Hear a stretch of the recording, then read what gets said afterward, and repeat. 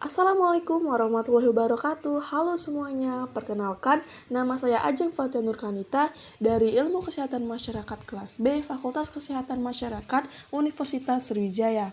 Kali ini kita akan membahas mengenai analisis risiko bahaya. Nah, simak videonya ya. Di video ini kita akan membahas mengenai pengertian, jenis-jenis risiko, analisis risiko, tipe-tipe analisis risiko, dan tahap-tahap analisis risiko. Oke, next.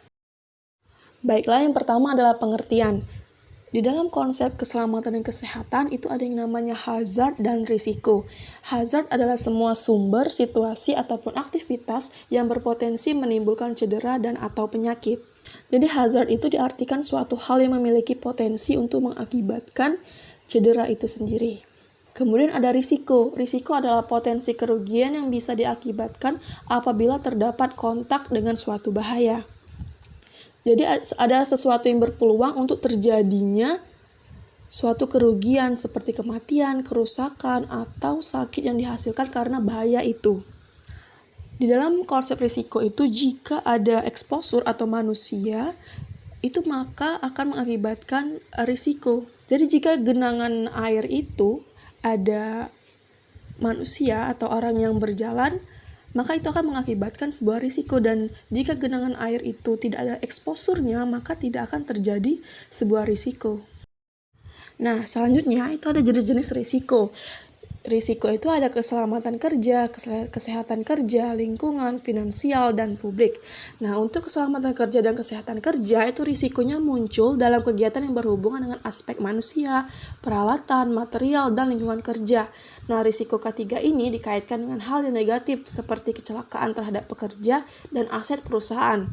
Seperti juga terjadinya ledakan dan kebakaran, dan bisa juga timbulnya penyakit akibat kerja itu. Lalu ada risiko lingkungan, itu risiko terhadap kesehatan manusia yang disebabkan oleh faktor lingkungan. Lalu ada risiko finansial, yaitu yang berhubungan dengan aspek keuangan. Dan yang terakhir itu ada risiko publik. Oke, selanjutnya. Nah, kecelakaan itu dapat dicegah atau diminimalisir dengan melakukan analisis risiko pada kecelakaan tersebut. Nah, analisis risiko ini adalah tahap pengkalkulasian terhadap hazards atau potensi bahaya yang dapat terjadi. Jadi, di dalam analisis risiko ini terdapat proses yang sistematis dalam menggambarkan dan mengkuantifikasi risiko yang berhubungan dengan faktor bahaya dalam suatu proses kegiatan. Nah, analisis risiko ini bertujuan untuk mereduksi ketidakpastian dalam pengukuran risiko. Nah, biasanya pengukuran ini dihitung dari tingkat keparahan atau kita bisa sebut severity dan tingkat probabilitas atau probability. Ini ada tipe-tipe analisis risiko yang terdiri dari kualitatif, semi-kuantitatif, dan kuantitatif. Nah, kalau kualitatif itu metode analisisnya yang berdasarkan probabilitas dan hazards yang terjadi di lapangan. Lalu ada semi-kuantitatif. Pada prinsipnya hampir sama dengan metode analisis kualitatif, dan yang membedakannya yaitu terletak pada uraian atau deskripsi dari parameter, yaitu berdasarkan 3 unsur seperti consequence, likelihood, dan exposure. Jadi ada konsekuensinya, ada dari kemungkinannya, dan juga ada dari exposure-nya. Kemudian dalam analisis risiko kuantitatif ini menggunakan hasil perhitungan numerik. Nah, penggunaan hasil perhitungan numerik ini untuk tiap konsekuensi dan tingkat probabilitas dengan menggunakan data variasi seperti catatan kejadian, literatur, dan eksperimen. Ini selanjutnya yaitu tahap-tahap analisis risiko. Ada identifikasi hazard, ada proyeksi risiko, ada penilaian risiko, kemudian ada manajemen risiko. Nah, di dalam analisis risiko itu penting juga mengidentifikasi risiko. Nah, identifikasi risiko adalah proses menemukan, mengenali, dan mencatat risiko. Dalam melakukan identifikasi risiko, itu yang paling mudah yaitu menentukan sumber risiko yang menjadi akar sumber dari risiko-risiko yang terjadi. Identifikasi risiko ini bertujuan untuk mengidentifikasi hal-hal, kejadian-kejadian, atau situasi yang mungkin terjadi yang dapat mempengaruhi pencapaian tujuan, termasuk juga penyebab dan sumber risiko. Ada juga deskripsi kejadian risiko dan dampaknya. Dalam tahap ini memerlukan hal-hal seperti informasi. Nah, informasi ini sangat penting yang berguna untuk menggambarkan risiko yang ada. Nah, dari mana informasi ini? Nah, informasi ini dapat berupa file data, dokumen, software, hardware, atau juga bisa dari individu, yaitu setiap individu seperti keterampilan. Dan itulah informasi sangat penting dalam identifikasi risiko ini. Nah, lalu ada tahap analisis risiko di mana ini memuat proses mengembangkan pemahaman terhadap suatu risiko.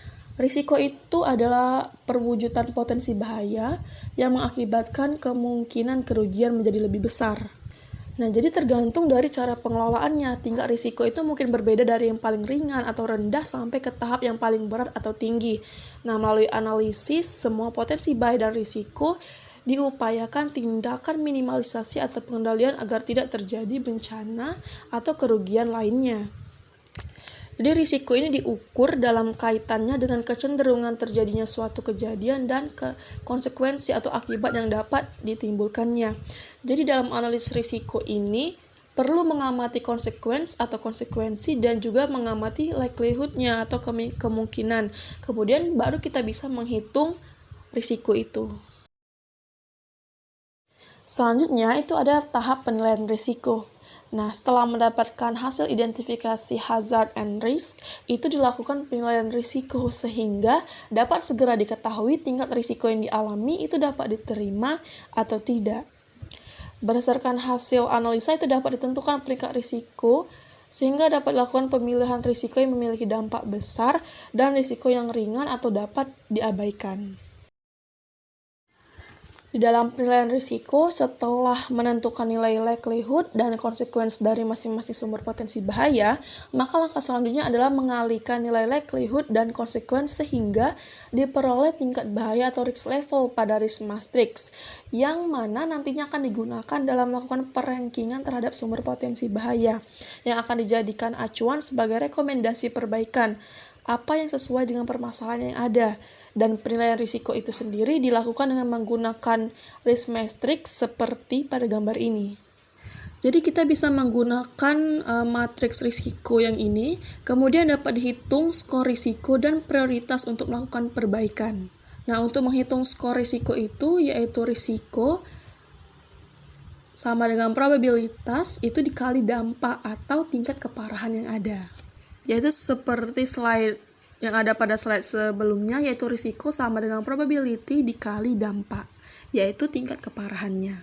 Jadi dari rumus itu, jika objek itu sudah terpajan atau terpapar bahaya, maka akan timbul dampak. Nah, kita bisa melihat dampaknya itu tinggi, rendah, atau sedang, dan juga bisa melihat kemungkinan dampak itu munculnya bagaimana. Nah, yang terakhir itu ada pengendalian risiko. Pengendalian risiko ini memuat upaya pengelolaan risiko-risiko keselamatan dan kesehatan yang ada pada suatu aktivitas kegiatan. Jadi memuat perencanaan pengelolaan dan pengendalian kegiatan-kegiatan, produk barang dan jasa yang dapat menimbulkan risiko kecelakaan. Setelah bahaya telah dinilai dari segi risikonya tadi, maka harus ada pengendaliannya. Nah, pengendalian risiko ini itu berdasarkan hierarki pengendalian. Yang pertama ada eliminasi, yang kedua ada substitusi, yang ketiga ada pengendalian rekayasa atau teknis, yang keempat itu pengendalian administratif, yang terakhir yaitu APD. Pada eliminasi itu ketika bahaya yang ada itu dihilangkan pada saat proses pembuatan atau desain itu dibuat. Yang kedua itu substitusi, yaitu dengan bisa mengganti bahan, proses, atau peralatan dari yang berbahaya menjadi lebih tidak berbahaya. Kalau pengendalian rekayasa dan teknis, itu memisahkan bahaya dengan pekerja serta untuk mencegah terjadinya kesalahan manusia. Pengendalian ini bisa diterapkan di unit sistem mesin atau peralatan yang digunakan. Lalu ada pengendalian administratif, ini dilakukan bisa dengan modifikasi pada interaksi pekerja dengan lingkungan kerja seperti rotasi kerja atau pengembangan standar kerja atau SOP, dan bisa juga dengan shift kerja. Lalu yang terakhir ada APD. Jadi untuk APD ini seharusnya tidak dipilih dari awal pengendalian, seperti kita ingin mengendalikan sesuatu, kita memilih APD, tetapi kita harus meneliti terlebih dahulu karena itu bisa dieliminasi atau disubstitusi atau cara lainnya. Jadi APD ini adalah hal yang terakhir dipikirkan.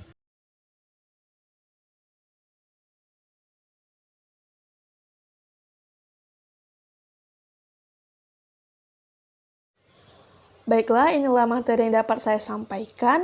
Terima kasih atas perhatiannya, semoga bermanfaat. Saya akhiri, wassalamualaikum warahmatullahi wabarakatuh.